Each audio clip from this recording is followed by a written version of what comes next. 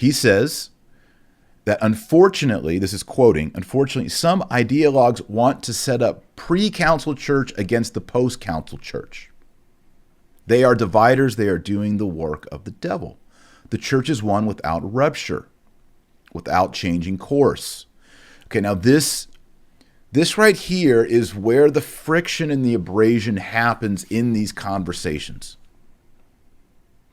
Because we want to say, okay, there was no rupture, there was no changing in course, and yet you changed the baptismal rite. You changed the confirmation rite. You changed ordination for deacon, priest, and bishop. You changed the holy sacrifice of the Mass.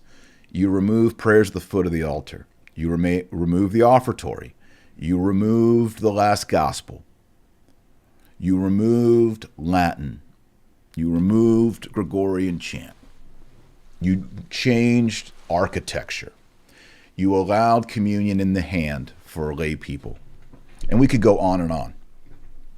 These are all widely recognized things. So how is it, because he's saying, well, people want to say there's pre-council church and post-council church. But my question for Cardinal Sarah and for everybody watching is, who changed it? Who created the dialogue, if they want to use that word, of Catholicism before the council and Catholicism after the council? Who did it? Did the traditionalists say, we want an even more traditional liturgy? Let's change it, make it more traddy. No. They just said, I'm going to do the Mass that I said 1 year ago, 5 years ago, and 10 years ago. It's the same Mass. What happened is a group of experts like Karl Rahner and in liturgy, Annibale Bugnini said, you know what? We need to update and modernize the theology, and we need to update and modernize the liturgy.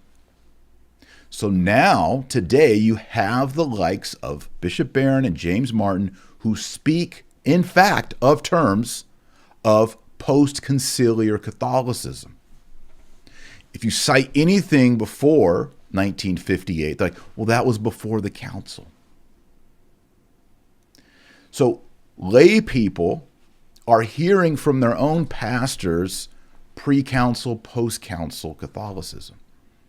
It wasn't traditional Catholics who created this distinction.